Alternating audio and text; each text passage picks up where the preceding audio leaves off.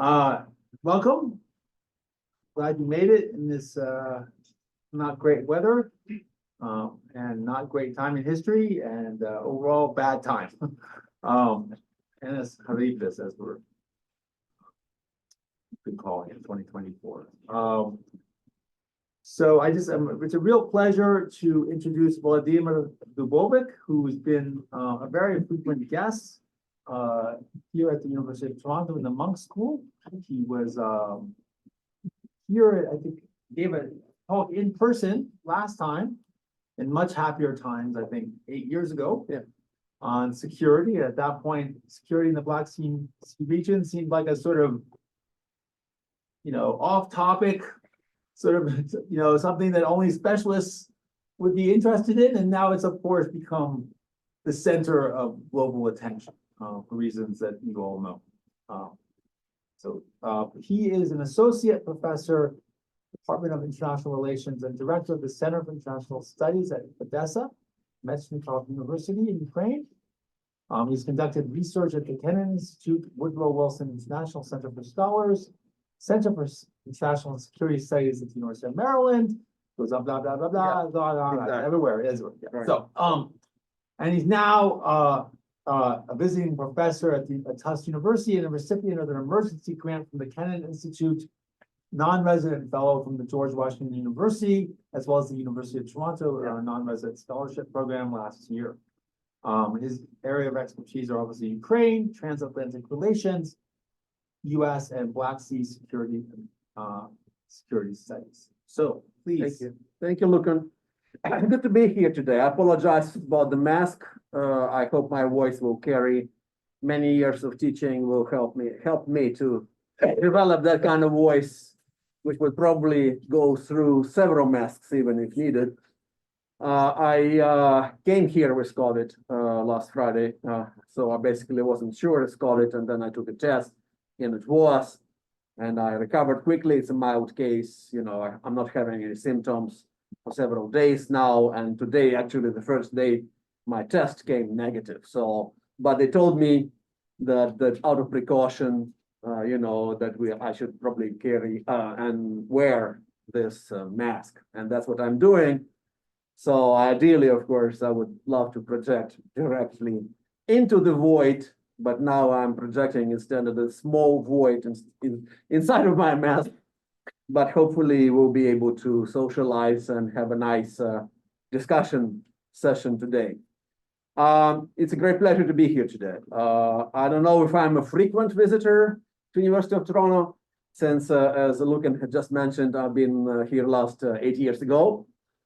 I mean, if I keep the same type of frequency, for the coming years, I hope it will be more frequent, because how many of those visits will be ahead of me if I do it once in 8 years. So we'll see. And I'm enormously grateful to University of Toronto, Petro Jacek program for the study of Ukraine, Luca and Olga and other colleagues here who awarded me the non-residential fellowship last year.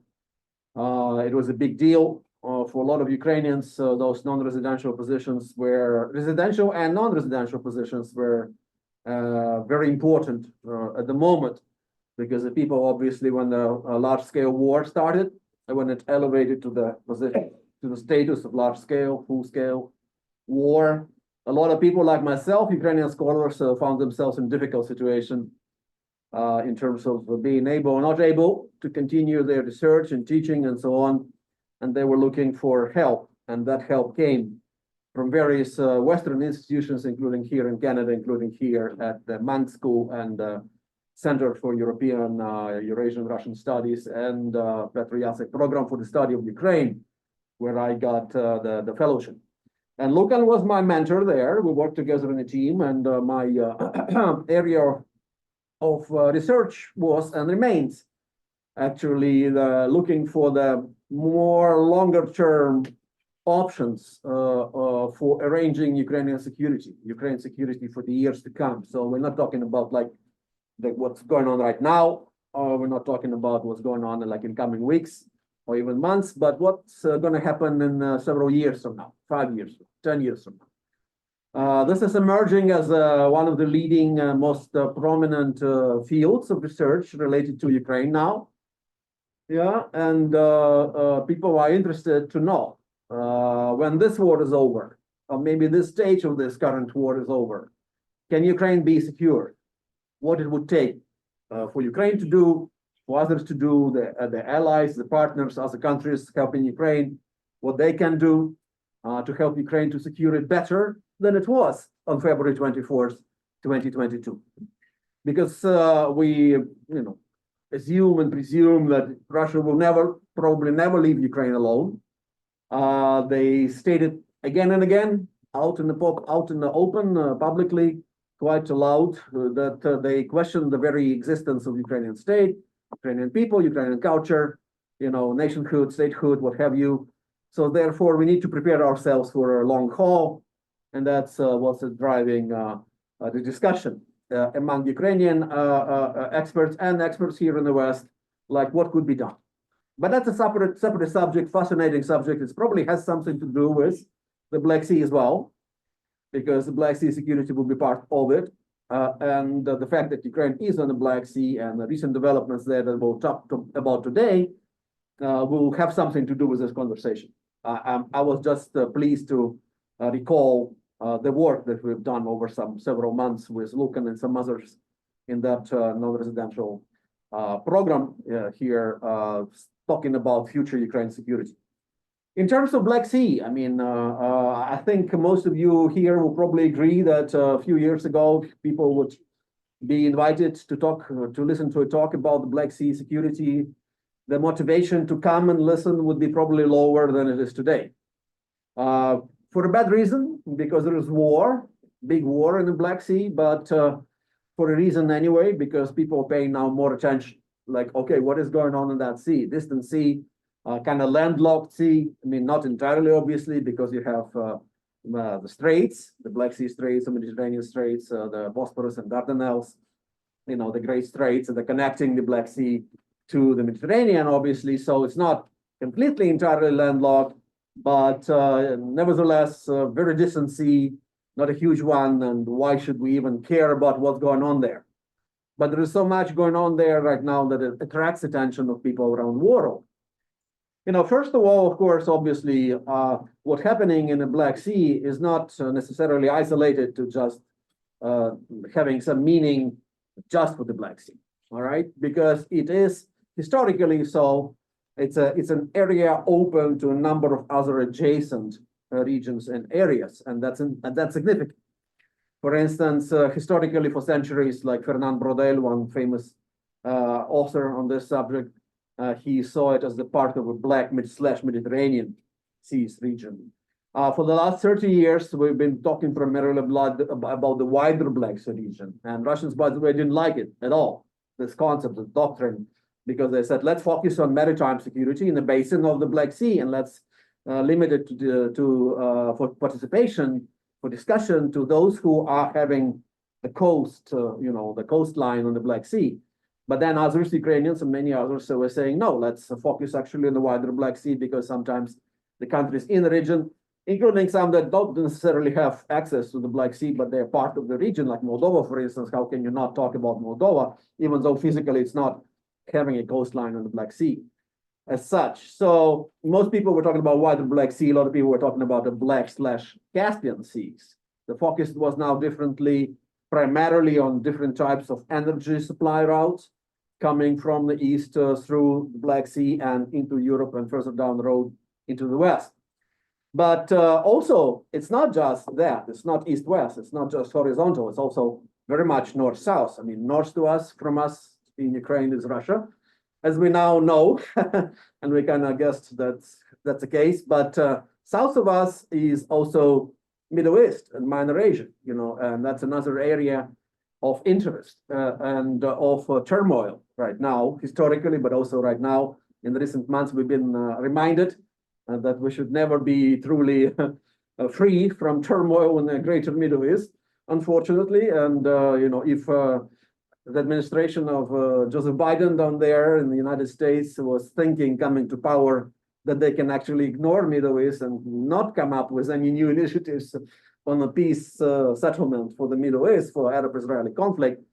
Well, if they thought so, then of course October 7th happened and it changed overnight, and everyone is now paying more attention, sometimes to chagrin of Ukraine, which is now losing in attention in the last several months to situation in Gaza and Israel and so on. But it's so you can see the Black Sea is kind of in the middle of it all. A lot of people are liking this concept. I'm not necessarily into geopolitics, but still the concept of arch or arc of instability.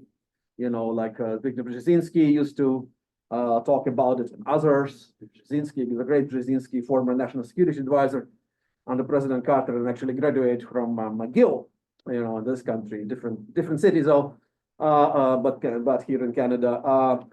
He was talking about, some others were talking about, they were basically mentioning that, look, here you have Balkans, and then you have Transnistria, or Pridnestrovia in Moldova, then you have South Caucasus, and you have Afghanistan, Iraq, Palestine, Cyprus, and so on. And basically the arch becomes a circle, really.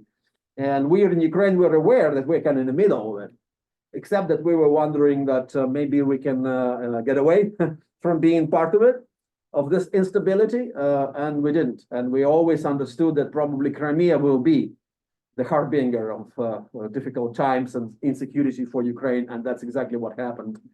Crimea was a soft underbelly for Ukraine, to use, I think, Winston Churchill's, if I'm not mistaken, expression, and the powder keg, in a way, you know, that led to violence and war back in 2014. And continues to be in the center of conversation today about the future of Crimea is very much linked to the future and outcome of this ongoing war. This war, of course, is manifesting itself in the Black Sea region in so many ways. You know, first of all, the actual fighting takes place here. And surprising outcomes of that fighting, I must say. Now we are kind of getting used to Ukrainians hammering away some Russian battleships and vessels here and there in the Black Sea region, but that was not an expectation, I can tell you, 2 years ago, when Russians brought even more ships, in addition to what they already had in the Russian Black Sea Navy stationed in Sevastopol, occupied from Crimea back in 2014. When they did that before February 24th in 22, a lot of people were saying, look, this probably is going to be this amphibious landing, the strike, maybe directly at Odessa. That was an expectation I can remember clearly, and that's actually when I got out of my hometown, because I was thinking that maybe they're going straight at Odessa. Didn't happen. Apparently they had another plan. They wanted to bring the land forces first and then maybe use the Navy on the other direction and then activate their little contingent of forces in Transnistria and then strike at Odessa from 3 sides, but they never got close enough on the land to Odessa. You know, but they never really materialized or used their Navy to the extent that everyone was expecting. And this is becoming the revolutionary situation there for the field of study of naval studies and naval security. And I've been talking to colleagues here and there, including several visits to U.S. Naval War College at Newport, Rhode Island. And everyone is like perplexed, like what does it tell it in general about the role, you know, of the naval forces and the naval power, military naval power, you know, in today's world. Back there in Newport, actually, Alfred Thayer Machen was once directing that college, and he launched the whole field. And people were believing that, well, if you have one country which doesn't have Navy, basically, and another which has a lot of vessels of different types, and they're well equipped, you know, some of them are really modern. Russia put a lot of money into this, into modernization of their Navy since actually 2008, when they had the war in Georgia, and also 2014, when they actually took away, I hope everyone hopes temporarily from Ukraine, Crimea. They actually invested tons of money into their Navy. And now it's sitting idly. Moreover, it's sitting ducks. You know, anytime Ukraine can actually really like to strike a Russian naval vessel, they can do it. to the extent that at some point of time, Putin was basically pleading with Ukrainian leadership not to do it. And he was saying, okay, right now the situation is like if Ukraine strikes another battleship, Russian battleship, then they're gonna do the massive strike on Ukrainian facilities and targets. And that's exactly what happened, of course, with Ukraine damaging heavily, if not destroying, Novocherkassk, another large landing ship. And then for several next days, Ukraine lives through the very heavy salvo of bombardment and missiles flying and so on. So that's one thing. Ironically enough, no landing whatsoever, even in the first few weeks of the massive invasion. Russians didn't dare. Apparently, the rumors had it, there were even plans to actually do the landing, but there was maybe even like a riot aboard of some Russian ships because they didn't want to go into the water and onto those beaches which were mined, and Ukrainian defensive lines were ready for them to come on shore. So no one wanted to be the first one on that Normandy, quotation marks, beach. In this case, near Odessa or Kherson or Charkiv or something like that. So never happened. And then, of course, Ukraine, luckily enough for us, miraculously enough, I should say, got our hands on Neptune missiles, Ukrainian made, and then, of course, some Harpoon-made missiles, US-made missiles made their way to Ukraine as well, via Denmark and some other countries. So now Russians, of course, are really afraid, not to mention that now there are more missiles coming in from France and the United Kingdom and so on. So this is what it is. Ukraine preparation for Ukrainian Navy and Ukrainian military paid off, specifically in this region of the Black Sea. And here, by the way, Canada was an active participant with Operation Unifier, many other things. I remember clearly I was at Mykolaiv in 2019, summer school, talking at summer school, NATO summer school. And in my hotel, I wake up, I go to the breakfast, and there is a room like this. I'm the only one. Everyone else, something like 20, 25 people are Canadian military. What are they doing there? Well, there is a big testing ground, training ground, military training ground around Mykolaiv. There, specifically with Brits and Canadians and Americans and others, there were a lot of attention being given about Ukraine becoming kind of a naval power without having navy. It sounds strange, but that's how it was. And now you understand that with, it's not just missiles. Of course, it's drones too. Who has heard about drones who was not paying a lot of attention to military stuff, right? 2 or 3 years ago. Now everyone knows it's not just drones, but it's aerial drones, but also naval drones. And some of them are submersive drones that travel under the surface of water. And Russians are hiding. They're hiding. They're taking away their ships from Sevastopol into Novorossiysk. There was one time the Ukrainian naval drone hit a target in Novorossiysk harbor. It wasn't the military target. It was actually a tanker, oil tanker. But that's huge. I'm not saying Ukraine is like winning or gonna win this war altogether on account of being so successful in hitting Russian targets in the Black Sea. We understand now that's not going to be the case, unfortunately. On another extreme, though, when people are saying Ukraine is failing, Ukraine is doomed to lose, they need to be reminded of successes in this field, specifically in the Black Sea region, because Russia is terrified. They don't know what to do about it. It's complete. They don't have an answer, frankly. They're using their ships to launch missiles to hit Ukraine. But they can launch missiles from anywhere. They don't need ships to launch missiles. They can do it from land. They can do it from air. They can do it from Caspian. They can do it from Belarus. They can do it from Pskov. So to limit their naval ships' usage for them just to occasionally launch missiles at Ukraine it's nothing. It's basically not using it. It's like I said, it's sitting idly. So that's fascinating. What does it mean? It does mean that Ukraine has a chance, first of all, to keep Crimea under pressure, a lot of pressure. The current course for Ukraine is to make Crimea a hot place, and Russian control of Crimea untenable. That's what a lot of military experts agree these days about, that maybe Ukraine is not ready to come up with a massive offensive going with land forces into Crimea, because Russians also created very serious defensive lines, and that would need a lot of dead Ukrainian warriors on the way into Crimea. But what we can do, it's very much within reach. So you can actually continue hitting targets here and there.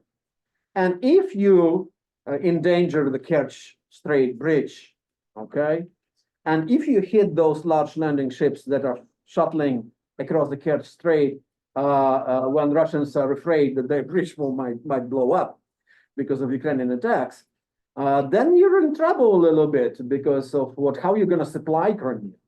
You know, there was a reason why Nikita Khrushchev in 1954 taken it away from Soviet Russian Federation into Soviet Ukraine, because if you look at the map, it's just adjacent to Ukraine and cut away from Russia. So that's why they're getting their water there from there, the energy from there, from Ukraine and so on. That was the only reason. Of course, he didn't think about it in geopolitical terms. He understood that this is all Soviet Union, so who cares? Right now, Crimea is very important to us. Crimea is important for us because that's where Russian aggression started. So to make Russians feel uneasy, if not necessarily liberate Crimea like tomorrow, but even to feel them uneasy about controlling Crimea and always sit on the edge, that's already a big deal for Ukraine in this war. But also, if they cannot supply their forces freely in the south of Ukraine from Crimea, that is a big deal.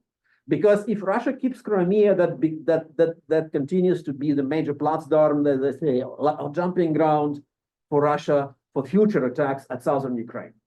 If Russia is not sure about Crimea, if they lose Crimea, ideally for us, but if they cannot supply it well enough, that's already diminishing the threat of a new attack against Ukraine in the future, within this particular war, or maybe in the future war, into the southern Ukraine. So that's a big deal. Ideally, of course, for Ukraine, our counteroffensive or offensive would have been successful and would be able to cut the land corridor. Didn't happen. Still could happen. I mean, that Ukrainian forces didn't succeed in cutting that land corridor in two and not getting towards the Sea of Azov. It doesn't mean that Ukrainian troops wouldn't have a chance to do it at the right moment with the right weapons, new weapons provided by Western allies, and not just Western allies, actually. It's Ukraine Defense Contact Group. It's 54 countries, I think, at the last meeting, which includes countries like New Zealand, Australia, and other countries helping Ukraine, Japan, and South Korea. So it's not just the West, actually. It's really a big coalition of countries helping Ukraine. So countries of the region, they're choosing their own way of behaving and dealing with this situation. And that's where I'll probably be, getting to the conclusion of my introductory statement here, so that we can have more time for questions and answers and discussion. Everyone is doing their own thing. Everyone is anxious, very much so, about what Russia is doing, obviously. The anxiety started back in 2014, when Crimea was taken by force by Russia away from Ukraine and occupied, and people in the region were looking and being nervous. Moreover, maybe even 2008, when Russia started their war and executed their five days war against Georgia in August of 2008. Because prior to 2008, the notion was that somehow the Black Sea is probably safe enough, stable enough, that this balance between threats and challenges on one hand, and maybe opportunities to cooperate and work together towards peace in the region is actually a balance. But then the balance was broken. And 2014, of course, even more so.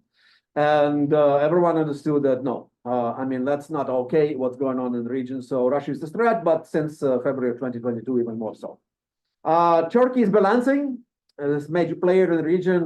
You can do another big talk, not just for 20 minutes, but much longer, about the Turkish role in the region. But obviously, the right word is, maneuvering, balancing. They're trying to be on both sides, on their side primarily, on the side of Erdogan primarily, him caring primarily about his own political interests and his regime and his power. And he's been successful so far, as we can see with elections last year. So unique position for Turkey, therefore, talking to both Putin and Zelensky and positioning themselves in a kind of friendly way to both Moscow and Kiev, and therefore being perhaps a number one candidate for whoever might facilitate or at least host some discussions about future peace and negotiations. Other countries in the region, some more predictable things, less predictable things, with Romania, for instance, strongly coming in favor of Ukraine, supporting Ukraine, hardly unpredictable. Ever since 2014, that's been the case. we used to have difficult times in Ukrainian-Romanian relations, to put it mildly, even territorial disputes that were going all the way up to international arbitration, including this about the Serpent Island or Snake Island. But for the last 10 years, clearly Romania is absolutely, first of all, a team player with other NATO and EU countries, but second of all, very supportive of Ukraine. Bulgaria more divided, but quite interesting enough that Bulgaria came strongly in the first days of this massive war of Russia against Ukraine, supplying tons of weapons to Ukraine, quite clandestinely, quite tacitly, discreetly, you know, not announcing this. And we understand now, we know better, more about it now, that Bulgaria actually played a huge role in providing enough of weapons when other countries further in the West were still getting their act together, and Bulgarians already gave some of those weapons to Ukraine. Georgia, another surprise, big surprise, major ally of Ukraine for many years, part of the duo in terms of Ukraine knocking on the door of both the EU and NATO, getting their visa-free regime with European Union, Schengen zone, and just very friendly nations, Ukrainians and Georgians. But the current administration is clearly disappointing us and many Georgians in the process, which leads Germans and Georgians to facilitate their movement of shame, they call it, among themselves, like why their government is not supporting Ukraine, even rhetorically. I mean, don't get me wrong, we all understand Georgia is a small country, beleaguered by Russian aggression itself.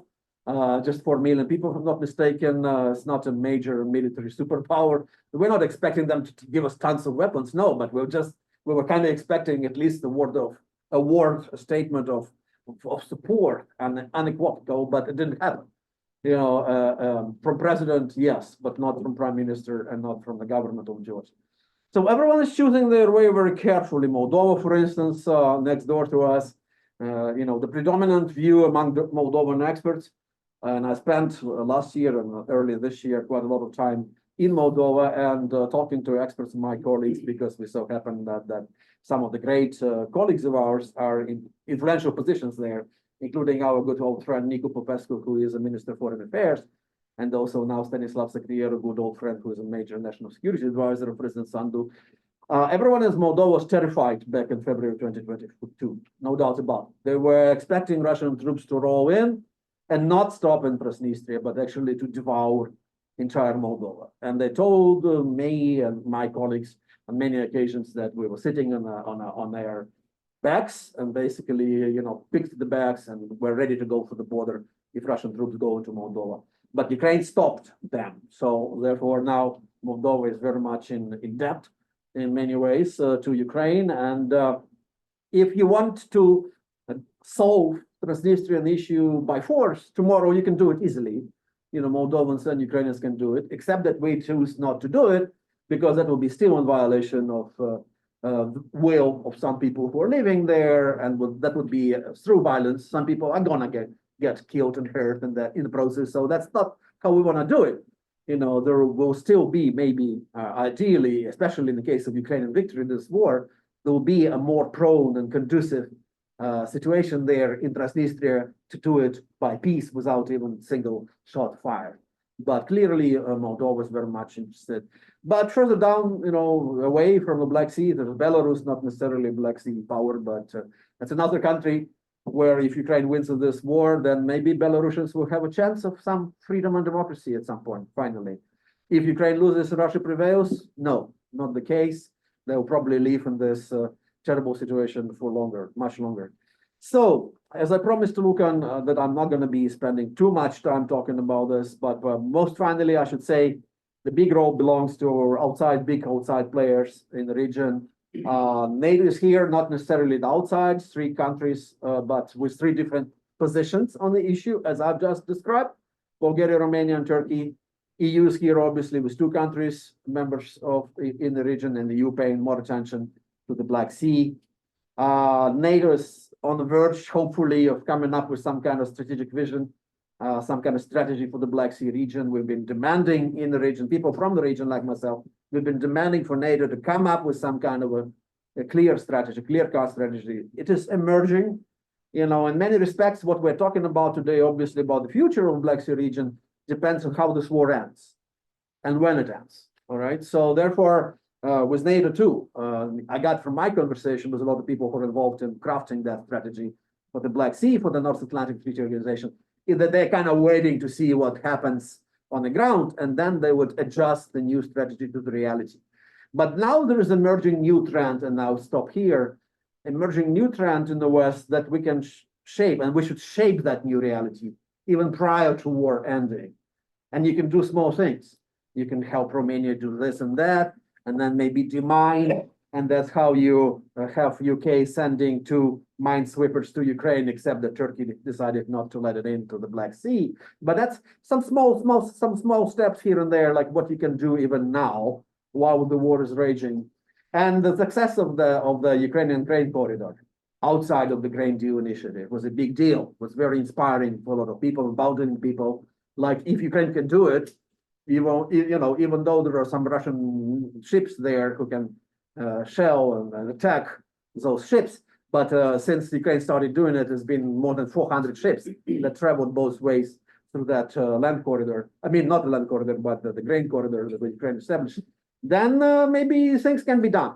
Then maybe Russia is losing, and maybe Russia can be actually put in the corner, and its influence and impact, both militarily and otherwise, can be actually limited even now while this war is raging.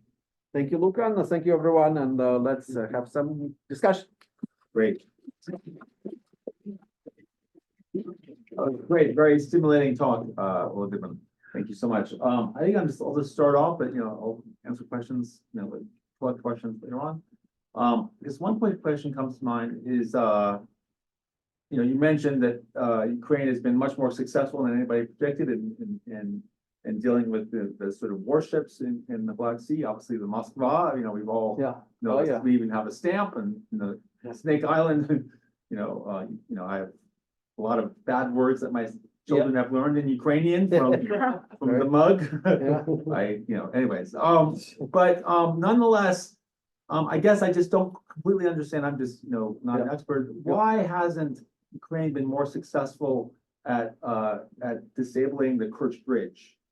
Which would seem to be in range and also seem to be quite vulnerable to attack. I mean, obviously we've seen some attacks, but they've been pretty infrequent and not terribly successful, as far as I understand, in disabling it kind of for a long term. So what's the difference? Well, one thing, it's not easy to destroy it, or hit it hard enough. We can damage it, and they can fix it quickly because it's very important to them. So the experience of the last 2 years tells us that if it is a very serious solid bridge, it's not very easy to destroy it by even multiple missile strikes, direct strikes. Like, for instance, the Antonov Bridge near Kherson been hit by Ukrainian troops on a number of occasions before Ukrainian troops liberated Kherson. And the maximum we could do, even with very serious missiles, very hard missiles, was to damage it, but not to destroy it completely. So the Kerch Bridge is even more of a serious, engineering construction. So you would need to hit it repeatedly by some very serious missiles to actually, probably not even destroy it, but seriously damage it. They defend it. There is some of the best air defense systems in the area now for Russians. The missiles that they're being sent, depends, of course, where Ukraine is sending it from, but they can be intercepted by Russians, so we have to usually mostly go other ways around. Naval drones, something else, like that explosion of the truck, for instance. But you cannot put enough of the explosives on the truck to destroy the bridge. You cannot put like a nuclear bomb on the truck, So that's another thing, and that's Russians are defending it. For the naval drones, again, they created the whole system of defensive structures in the water. So that's why it's very difficult. And also, I do think that maybe one of the reasons is that there are some countries in the West that are basically saying that the Ukraine shouldn't go as far as destroying the Kerch Bridge. And Ukraine is trying to be mindful, for most part, of what our major Western allies are telling us, and therefore maybe if they worry that we shouldn't destroy the bridge entirely, maybe we shouldn't do it. But primarily, it's just not very easy to do. There is a little bridge outside of Odessa, a little town of Zatoka, in the area called Karlino-Bugas. on the way to Danube. The Russians hit it with missiles countless number of times. And every time, it's a very old bridge, a very small one. It's very basic, rustic. But every time they hit it, I mean, we actually put it back. And there is even now trucks running, trains running, after maybe at least a dozen major direct strikes by Russian missiles at the bridge. So it's just not very easy to do, destroy that bridge. But I'm sure if the future of war will be hinging on it being destroyed, maybe we'll find a way to do it. Yeah. Okay, great. Yeah. Yeah. Introduce yourself, please. Yeah, my name is Victoria, and I'm second year Master of Public Policy student at Great. Mac School. So you mentioned that making Russians uneasy of controlling Crimea is a big deal, and I'm just curious, what are the practical implications of such symbolic stuff as like making Russians uneasy? Yes, what are the practical implications for Ukraine? Okay, you mean what's the benefit? Yeah, yeah. Okay, all right. Well, the benefit is that they shouldn't feel relaxed and in control of this land, which is not theirs, because they've been feeling that way for 8 years, obviously between 2014 and 2022, and enjoying themselves and thinking that probably Ukraine would never dare to do anything about the future of Crimea, let alone contemplating liberating Crimea. But they've changed situations themselves by launching this massive aggression. Within months after February of 2022, Crimea was in danger, and we're worrying about Crimea and they're worrying about what Ukraine can do about Crimea. But Putin only has himself to blame for this situation because he firmly controlled it for 8 years. Yes, the Ukrainians never agreed. Yes, there was a Crimean declaration by State Department in the US, other countries. There was a Crimean initiative doing a number of meetings there in the future of Crimea initiated by Ukraine. But Russia was pretty much firmly in control until they started this big war. And then they opened the Pandora's box in many ways. And what Ukraine can do to Crimea now is different to what we could do before February 2022. And, them not to be relaxing, them not to have problems, for them to have problems with supply of energy, with supply of water, with supply of food, in generally Russian economy is kind of struggling. Many of you are aware of this recent discussion about the chicken eggs or something like that they're lacking on the market or something. So in Crimea, if you multiply it by several times, then it's going to be a big problem, and there will be some disruption, and there will be some dissatisfaction, and there will be some people leaving. Because another thing is that Russia brought a lot of people from Russia into Crimea since 2014, many hundreds of thousands.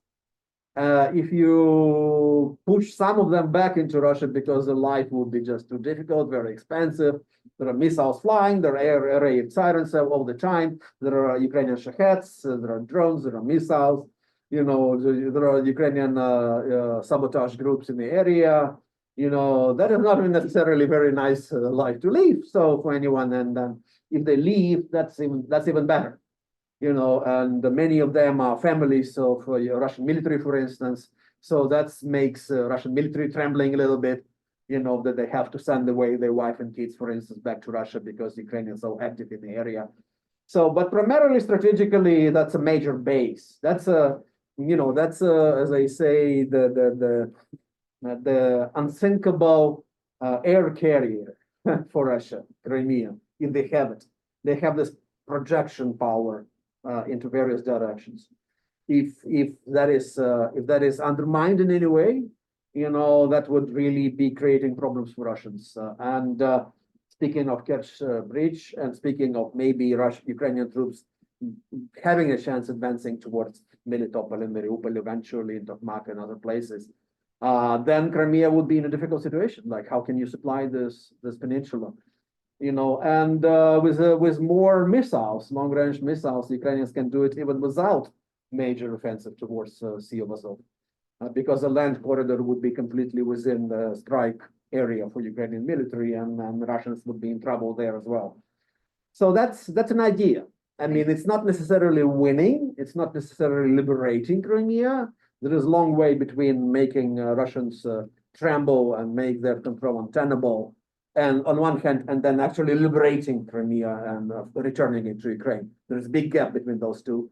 but at least it's a major step towards those, towards that kind of outcome. Hello, Victor Ostapchuk, Department of Near and Middle Eastern Civilizations. I have two questions about Turkey. There's two sweepers that the Brits were trying to sell that Turkey did not allow because of the Treaty Convention of Montreux. How much wiggle room they have in it? They really could not do it, or is it just a matter of them trying to play both sides? And my other question is, I've heard from mill experts saying quite confident that Turkey has actually, besides the Bayraktar, which is kind of a boondoggle now, it turns out, but besides the Bayraktars, that Turkey supplied quite a bit of weaponry to Ukraine, including multiple, what do you call it, cluster munitions. Is there any truth to that, or? Two good questions. Let me start. Okay, so minesweepers, I'll take that second, but first about the weapons that Turkey has provided to Ukraine. There might be something besides Bayraktar, but not much. You know, if the cluster munition would be coming in, I think we would hear about it. This is kind of a war where you can't really hide much, for long at least. People find out. You know, and Turkey sending a substantial number of cluster munitions to Ukraine would be known. To people who will report it by press, Russians would probably take it up with Erdogan. So I don't think so. Maybe some other types of weapons, but again, I think Turkey is very careful in what they're doing, and therefore they limit their support of Ukraine to public statements about non-recognition of Russian territorial gains and stuff like that. And in the meantime, they're minding their own business. Like between 2014 and then 2022, for a number of years, they were actually capitalizing at Russia having Crimea under their control. A lot of other countries, applied sanctions against Russia, so they were not trading with Crimea. And here comes Turkey actually benefiting enormously because they were trading with Crimea, and Ukraine actually decried that and made a lot of statements about like how you even trading with this aggressive country and sending your ships to Crimea. And it took a lot of time, actually, mostly American pressure on Ankara for Turkey to stop doing that. So they're very much, primarily focused on their own interest, including their self-interest, including their, mercantile, financial, the trade interests. So therefore, they don't want to disrupt their relationship with Russia. But with Bayraktar, that's interesting because, of course, it's a big deal that has been provided to Ukraine. But of course, every time you say they gave it to Ukraine or provided it to Ukraine, you need to add that they sold it to Ukraine. Several of them were actually given as a gift, but most of them, majority of them were actually sold to Ukraine. So that's again business, which wouldn't be able to proceed that business without consent of Erdogan himself, because Bayraktar is, as a corporation, is in the hands of the family. So therefore, he blessed it. All right. And I'm sure Putin wasn't happy, but Bayraktar, they didn't play the decisive role in this war, even though they played a major role in the first weeks of the war, but not a decisive. So therefore, that's it. On the minesweepers, that's interesting. I think they do have a wiggling room here too, but because, for instance, what the UK is saying, this is not weapons of war, those minesweepers, because they would not launch missiles at Russian targets. They would be actually dealing with sweeping the mines and improving, conditions for the trade in the region. So they're not even shouldn't be included as military naval vessels under Montreal Convention.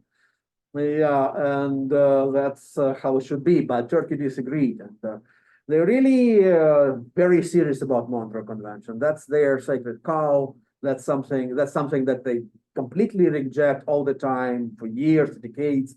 Any kind of discussion about maybe adjusting Montreal Convention, maybe reforming, modernizing, something like that. They don't like this discussion at all. And when Russians in February and March of 22 said we're gonna, put some more Russian naval ships into the Black Sea, Turkey taking that position famously enough that no, we wouldn't allow it. So Russians didn't even apply for the passage because they communicated beforehand with Ankara, and Ankara said we wouldn't allow it. So Russians didn't. and therefore some of their ships were left in the Eastern Mediterranean instead. So that puts Turkey in a peculiar situation, in a delicate situation. Like we didn't allow, Russians, but now when UK is sending some, minesweepers, which is clearly pro-Ukrainian, thing to do, we would be kind of biased. All right, we wouldn't be a fair broker, honest broker, or something like that. We would be taking sides, and we would want to play a major role in future negotiations about peace between Ukraine and Russia. And if we do this, and if we choose sides, then we cannot be this broker and facilitator and mediator and stuff like that. So I think there is the wiggling room. It's hard to bring it otherwise into the Black Sea, if not through the Straits. People were actually contemplating about maybe bringing it by the ground somehow. I don't know. Can you have I'm not an engineer. Can you have a train big enough that would carry a small minesweeper by ground on sort of via rail, into say Constanza or something like that in Romania? I don't know. But for now, that is what it is. I think they do have wriggling room. They're enjoying their position, and they're very careful in terms of not upsetting either the West plus Ukraine nor the Russia. Again, this may be rumor, but I heard that they're using shipments of grain or whatever, actually ships supplying their forces in Syria with weaponry going back and forth. That may be rumor. And as far as the weapons goes, the only reason I see it that perhaps that Russia wouldn't want to spoil relations with Turkey and sort of pretend not to see it. Well, Russia is trying not to spoil relations with Turkey. That's a bargain they made a few years ago when Erdogan was consolidating his power.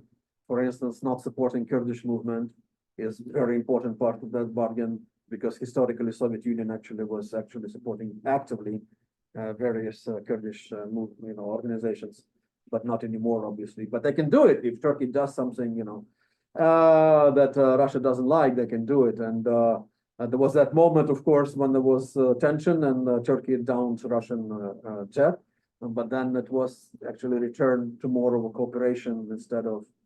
It's fascinating, when you talk to Turkish experts, it's really fascinating subject. They would try to convince you we're not even neutral, we're pro-Ukraine, we're with the rest of the West.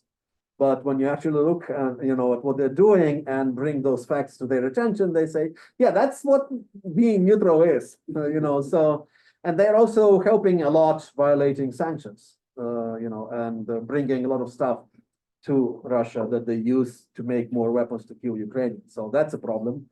The down below there in the United States, they're trying to address it slowly, but also without, creating too much of a havoc in Turkish-American relations, which is very delicate business for a number of years now. So a lot of Turkish companies actually were put on American sanctions a few months ago, but not enough, because apparently Russia is getting their hands on stuff that they was not supposed to be getting, if you're thinking about them producing more weapons. Thank you. So that guy. Hi, my name is Lev. I'm a first year SERA student. My question is, what is the situation currently with the naval transportation of grain and other agricultural products from Ukraine since Russia pulled out of the Black Sea grain deal in July of 2023? What are the consequences for Ukraine, and what are the consequences for the global food security? Great question, Lev. So Lev, of course, by the way, is originally from Kyiv, but also part of the group of students that are taking my workshop course on Ukraine security and foreign policy that I'm doing this week here in Toronto. So thank you guys for coming to my talk. And by the way, since I mentioned the students here, I have a student from Odessa who I taught in Odessa, a long time. Let's say 10 years ago. 10 years ago. So 9 years ago. So it's very pleasant to see the current, students, Canadian students, and also someone from my hometown university. I mentioned it a little bit. And now I have to also compete with the sound.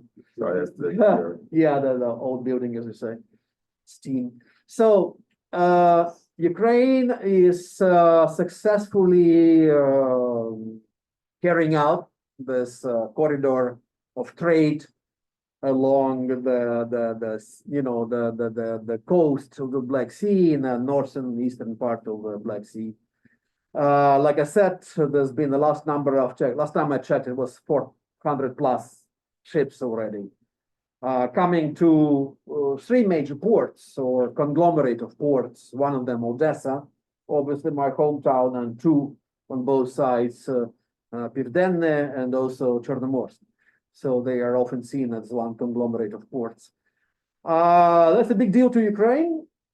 And we've been starting doing this for a number of days, actually, when Russia left. To remind you how it all went. Between the start of full-scale invasion and July of 22, there was a blockade of those ports, complete blockade. No one was coming in and out. And Russians actually earlier shelled some ships that tried to leave. When February 24th, 22 happened, there were 94 ships from all sorts of countries, from various countries, blocked entirely in Ukrainian ports. So until July of 22, complete blockade. Then there was this grain deal initiative,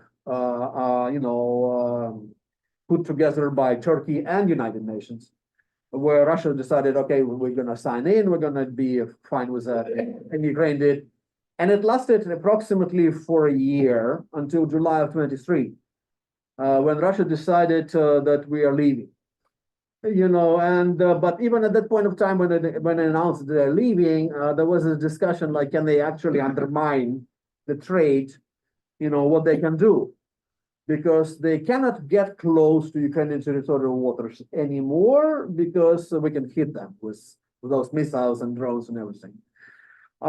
They can still attack ships in the international waters, but that would clearly be act of piracy, so that wouldn't be on any, not that Russia really cares too much about their international reputation, but that would be probably too much even for Russia, like, attacking those Bahamian or something like that ships in the international waters, intercepting them. And they since they left the grain deal initiative, they actually tried that once. You might remember, and that's why I mentioned the Bahamian ship with Turkish crew, Bahama flag and Turkish crew. And you might remember they landed with helicopter on board of ship, and they actually had the crew sitting with their hands like that for some period of time, and they were checking, and they didn't find any weapons, and of course they left. But there was so much outrage that Russia probably decided, okay, we're not going to do it anymore. And finally, the difference is that the normal trade goes more like a direct line, let's say from Odessa to Istanbul. What is going on right now? It's going through territorial waters of Romania, then Bulgaria, then into Turkey. So it's longer route. They say it's more expensive a little bit because they spend more time, more fuel, and everything in the sea. But it's more protected because, of course, there's lesser of a chance of Russia attacking any ship in, say, Romanian or Bulgarian territorial waters because they are still mindful of not attacking NATO countries directly.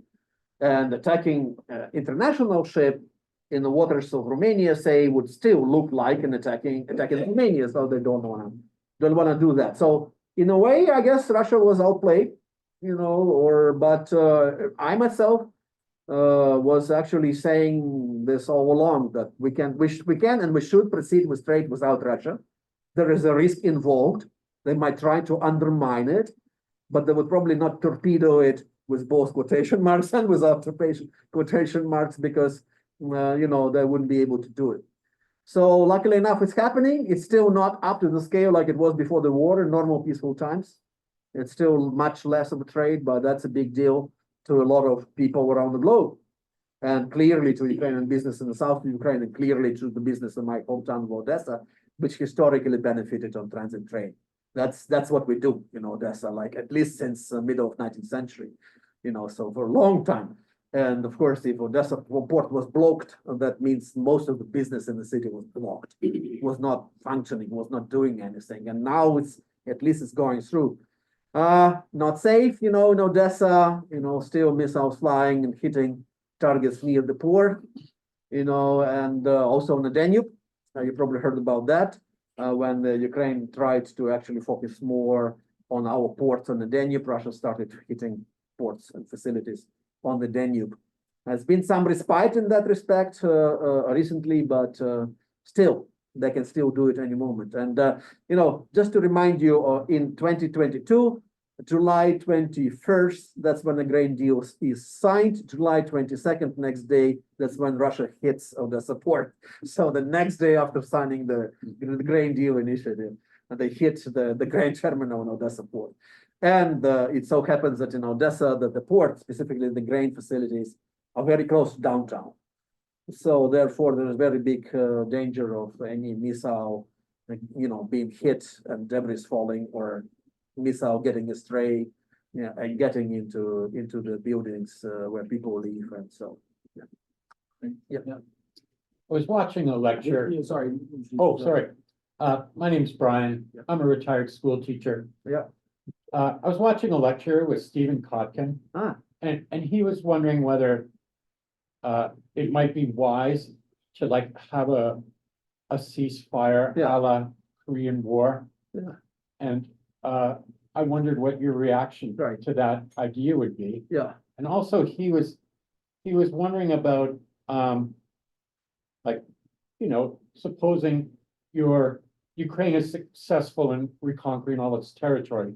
He wondered whether, you know, how successful it would be having Crimea back. You know, I think he was suggesting that most people in the Crimea would be loyal to Russia, and the Putin regime. And I was also wondering, just as a side thing, if you had an election in Luhansk and Donetsk, would most of those people, like without a gun being pointed at them by Russia, would they choose to be in Ukraine, or would they choose to? yeah, Yeah, be right. with So Russia? not Black Sea, Yeah. security issues, but still. Yeah, that's fine. You Yeah. know, yeah, something I think you can. Great questions, thank you. And well, Stephen is a very smart man, so he put this idea forward some time ago about maybe negotiations and the whole rationale for Ukraine to continue fighting. And does it make sense when there is so much damage to Ukraine and Ukrainian civilians and infrastructure and industrial base, not to mention Ukrainian military dying at the front line. The problem with ceasefire or any kind of peace negotiations are multiple. First of all, how do you even negotiate with people who've been doing what they've been doing to Ukraine for these 2 years, committing massive war crimes, you know, being even recognized by international courts as those who committed war crimes, Putin himself personally. So how do we even sit down and talk? You know, like how can you imagine? I don't know. Imagine for a moment, you know, you need to negotiate with Nazi Germany leadership about anything else but capitulation. You know, hardly possible. So for Ukraine, it's difficult. You know, it's morally ridden with a lot of dilemmas. Second of all, Russia has violated a lot of agreements that have signed over years with Ukraine. So if we sign some agreement right now, what's a guarantee there that who can actually give us a right word and promise that would be unbroken, that they would not violate?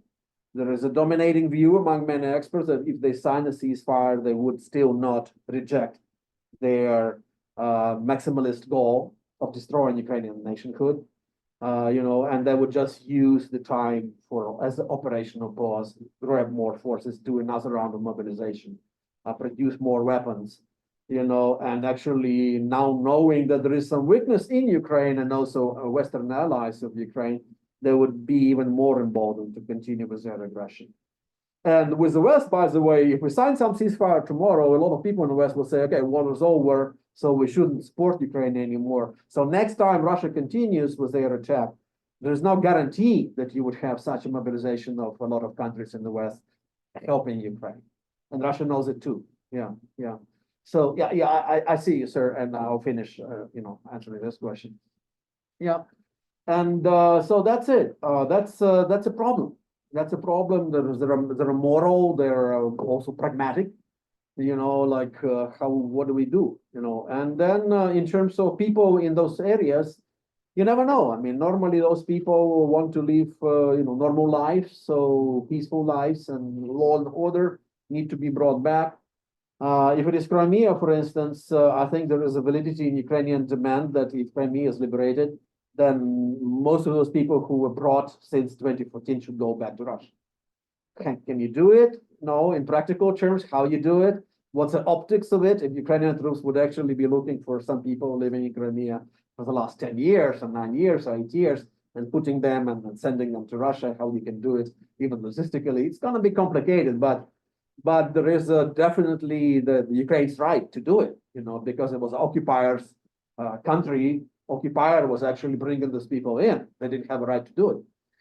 And you can do a referendum, you can do whatever you like in Donbass, for instance, and Crimea. In March and April of 2014, there was a major sociological poll.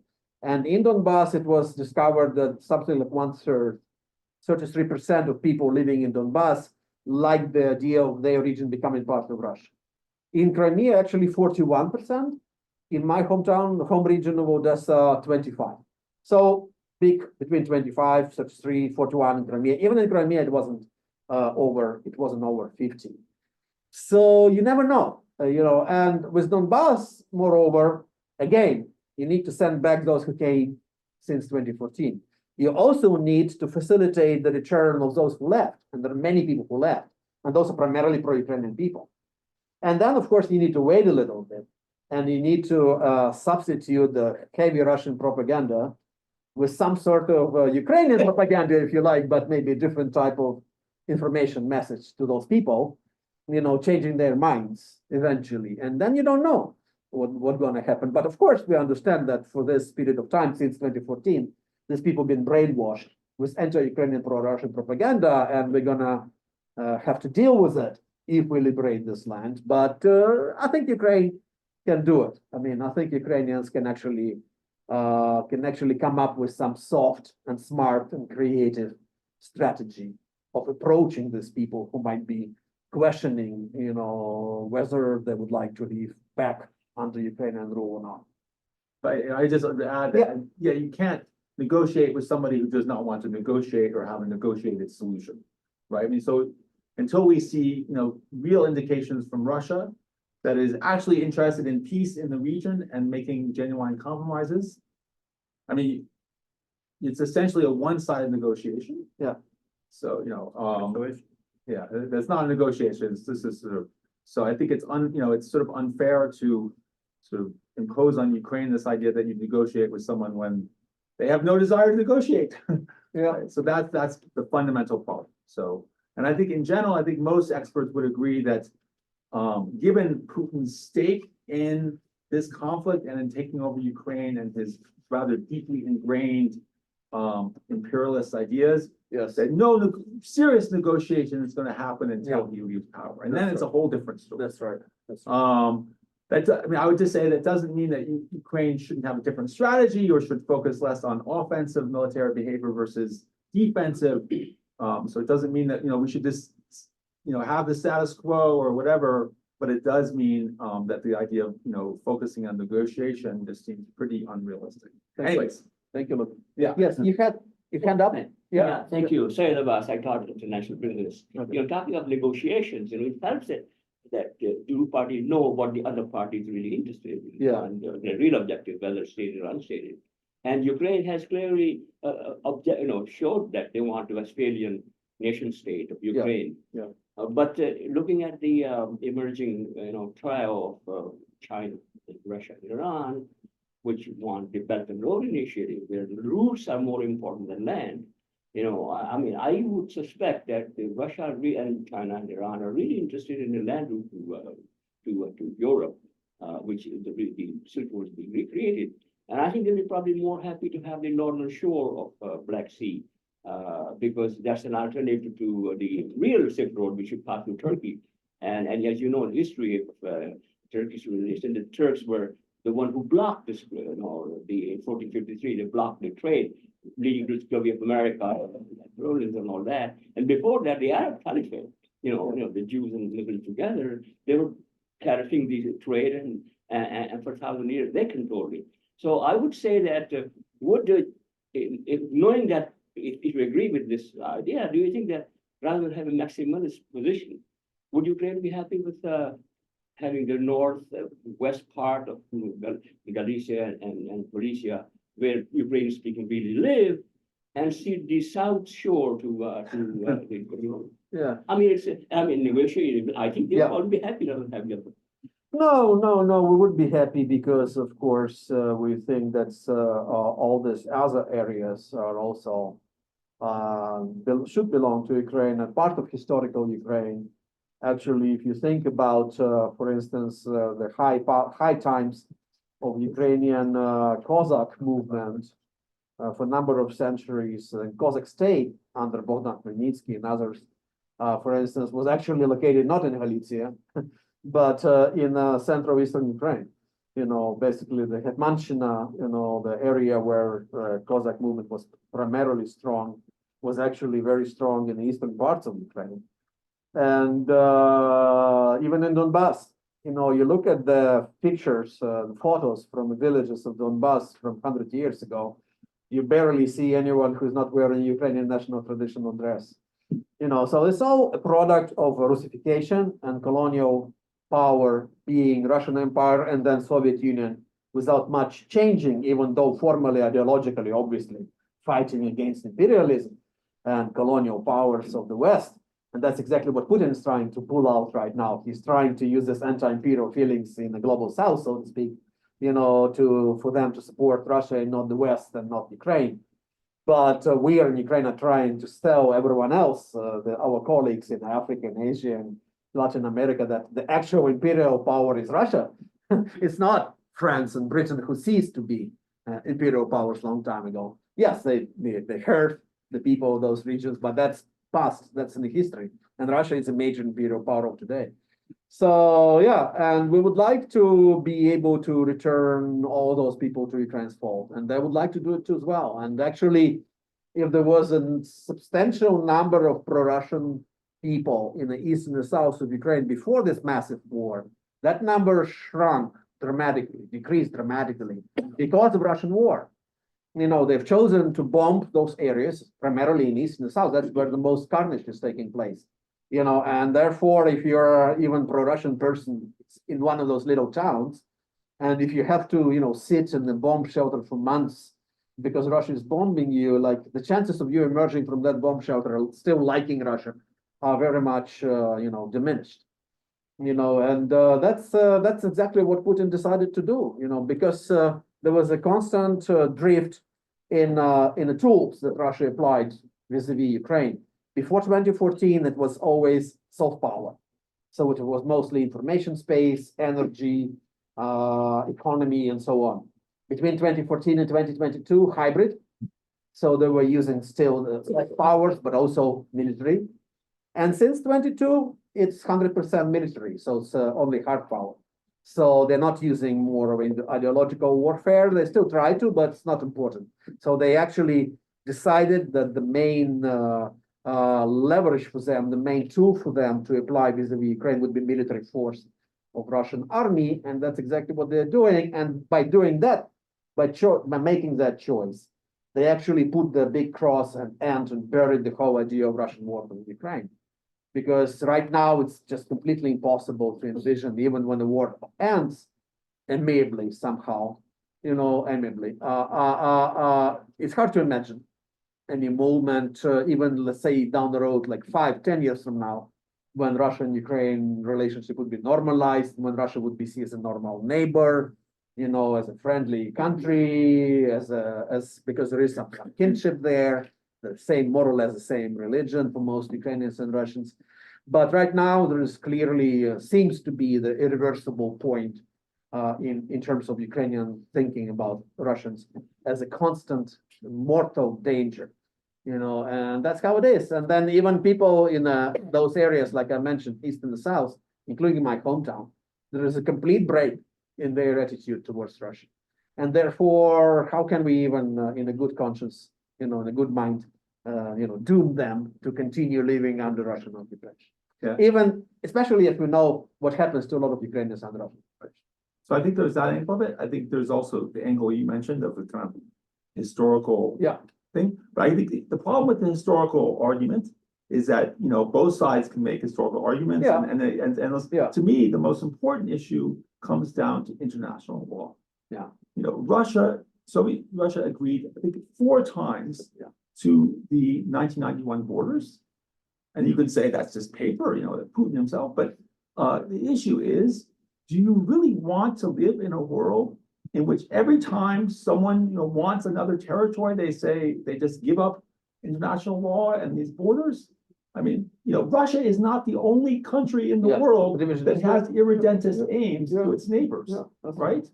And, you can talk about Ethiopia, you could anywhere, you're just opening up a world that none of us want to live in which, people are constantly, this is a kind of 19th century New York. I think we do not want to go there. May I follow up on your comment, please? You're right about law, absolutely, and I agree with you that history is less important than future, right? Now, having said that what if old law is inadequate? What if the world legally law? I mean, that's. But I don't think people have made that case yet, because I don't think that, there's, I don't think people have made that case. Anyways, okay. Is there any other questions about that? You actually only have 3 people. 3 people, so I think that'll be the final. So Okay. I'm okay to wrap up. Yeah, go ahead. Yeah, my name is Oh, Bogdan. 4 people. Oh, Oh, 4 people. Okay. You're good. Yeah. Keep it quick and sweet. Yeah. My name is Bogdan. I'm from MGA program, and before the war in Ukraine, it was the idea of small alliances was very popular. We have the Lublin Triangle. Yeah. We have the quadriga with Turkey. But I just want to get back to the security in the Black Sea and ask you the question. Maybe you can see the possible alliance between, for example, in media, it was very popular, the idea about the Baltic and Black Sea like alliance between Ukraine, Poland, Lithuania, and Romania. Maybe you have any insights, or maybe you have any, for example, feasible idea of this kind of alliance. Great question. Where did you get your first degree? I forgot what that was. All right. So, but seriously speaking, a great question. Yes, those small alliances, it's maybe a way forward. Some people think. I tend to disagree. I think there is, strategically speaking, there is no alternative to Ukraine's longer-term security rather than being part of NATO, or at least getting to the membership as close as you can. So, I mean, maybe like membership minus Chapter 5 of Washington Treaty, which is not an ideal solution, obviously, for Ukraine, but maybe something. Small alliances like Lublin Triangle, yes, it's now in the past because now Poland and Baltic countries understand that they need to support Ukraine for various reasons, but because of international law, because of their own history with Russian imperialism, and because their own self-interest and self-preservation, because they understand if Russia gets, dealt with Ukraine, unfortunately, that's not going to. Hopefully, that's not going to be happening. But if that to happen, that will be the next. So they understand that, and there is no changing, whether you call it Lublin Triangle or something else. Earlier in the war, there was this idea by Boris Johnson, for instance, about UK, Poland, Baltics, and Ukraine, something like that. But that passed, so basically Ukraine is now looking for something bigger. Membership in NATO, ideally, if not something else, if not some very binding, very serious committing guarantees, which I'm not seeing emerging because it's still a situation like it was 2 years ago. No one in the West wants to fight with Russia on the side of Ukraine, actually fight with Russia. That hasn't changed. And that probably will not change. That's what kind of guarantees Ukraine wants and likes and prefers. And there is a major gap now between our expectation that they would give us something, which is actually even more committing than Chapter 5 and more binding than Chapter 5. Because Chapter 5 in NATO allows a bunch of countries actually not to send troops, but to decide in some other way how are they going to support the country which is currently under attack. So what Ukraine needs is even more than Chapter 5. No one's going to give it to us, unfortunately. That hasn't changed. Regardless of how this war ends, I think, even if Russia is like really seriously defeated, resoundingly defeated, and very much weakened, still, that's going to be Russia. There's going to be resentful Russia. There's going to be revanchist Russia. There's going to be Russia that no one will still want to fight directly on behalf of Ukraine. So, yeah, it's not an easy conversation about those security guarantees and everything else. And apparently Ukraine would, take much of a load in this future by itself, needing huge army, well-equipped army, and maybe militaristic society. That's where I begin to worry as someone who believes in the virtue of Ukraine staying democratic country.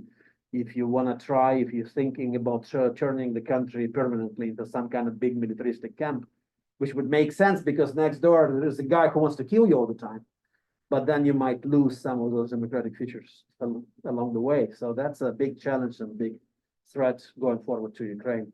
But we might think about those situational alliances that you mentioned. Some of them mentioned, some of them you didn't mention. But I don't think that's the way forward. I think a bigger solution where the future of Ukraine would be reflected encrusted within the future of European Euro-Atlantic security architecture needs to be thought about.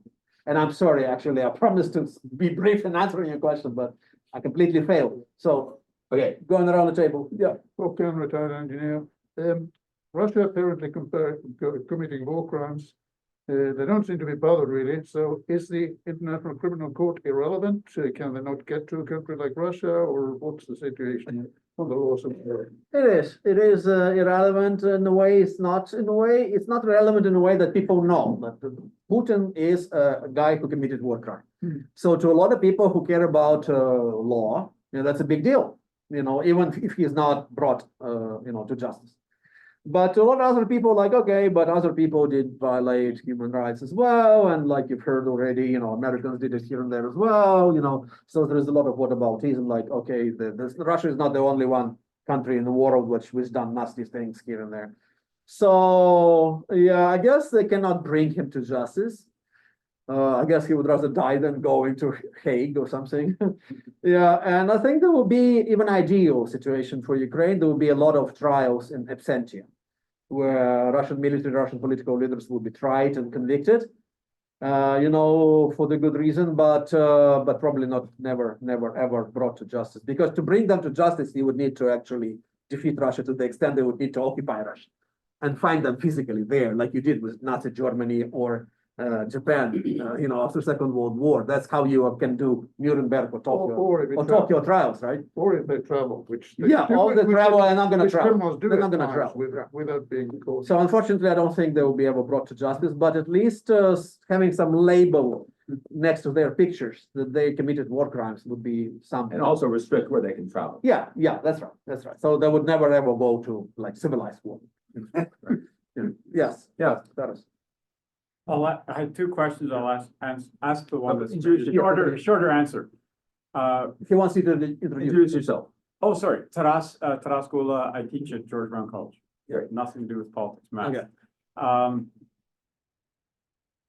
The question is about the Krim diaspora in Turkey, and to what extent is there a diaspora that's active and I'm guessing they don't have much influence with Erdogan, but maybe somehow, and I'm thinking about the whole Black Sea security thing, how much that is in the thinking of the experts when they think long term. Yeah, it's a good question. I guess they've been a little bit marginalized in the Erdogan decision-making process, frankly. It's not that their voices are stifled or anything.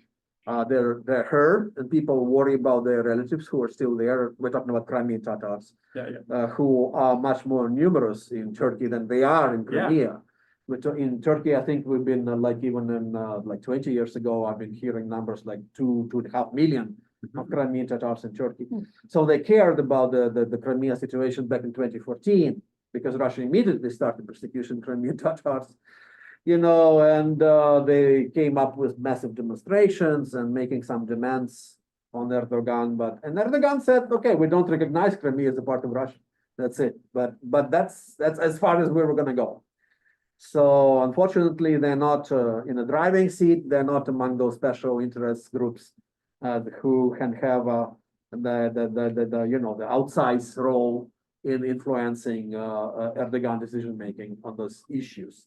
But they are active in terms of supplying support, maybe paying for the lawyers, for those that Russians brought to the trials, so-called trials, supporting like libraries, cultural centers, to the extent that Russia would allow it in occupied Crimea. So they're not necessarily completely futile and helpless, but they're not also a big player in this issue. Yeah. So Anders. Anders Kozakov, I'm a professor of Estonian history here at the Mount School, also banned by Russia. So, as you've heard, Estonia is a part of the Black Sea region too, so. So one of the two questions from your presentation, one was about the wider Black Sea region, a country that you didn't mention. You gave us sort of a survey of the positions of all the countries around the region. What about Greece as a NATO country, but not bordering the Black Sea, but one that certainly has interests in the Black Sea and which has traditionally been kind of, at least the society has been pro-Russian. Yeah. It's religious and other reasons. The second question, I agreed with everything you've said 100%. The one thing that you said in your presentation that I doubted slightly, the way you framed it, you didn't use Really? the word, was was when you mentioned the most recent successful Ukrainian attack on the Russian naval vessel, and you framed it that Putin then retaliated with the massive airstrikes, the missile strikes. You didn't use the word retaliation, but that's the way you framed it. You don't think that, you think it was an actual retaliation rather than sort of something they'd intended on striking, all throughout the Christmas, New Year's period anyway? Sure, good question, I don't want, for the rest of the audience to come away with an understanding that I actually framed it as a retaliation. So I'll start with that question then. Of course he planned it all along. They've been stockpiling missiles for a long period of time. We knew about it. We all worried about New Year times and Christmas times, and we all understood that when the cold winter weather comes into Ukraine, which is the case, like it's coming here, it's also the case in Ukraine right now. That's exactly when they will strike, like they did last winter, to maximize the impact of their attacks on Ukrainian cities and Ukrainian energy infrastructure and so on. So no doubt about that. But at the same time, Putin is trying to create a pattern in a way like if you go too far, Ukraine, for instance, you damage severely one of our ships, then we would definitely come up in the next few days with some massive attacks of our own. So you need to know. And that's a message directed to three audiences, maybe one in Russia, like we retaliate. That's how they say, okay, they damaged our Novocherkassk, people died, we don't know, some say 74 people killed, others wounded, no one knows truly. I mean, they probably know, but we don't know. So we retaliate, okay. Second audience, Ukraine itself, like why is your government is even doing these attacks? Because they know what would follow, we would send our missiles and people would die in Ukraine. So what's the point, So I guess it's intimidation of Ukrainians as well, like stop fighting already, you can't win, we still have more of that metal, that missiles and everything. So for each and every damaged Russian naval vessel, you'll still be having your carnage in your cities and so on.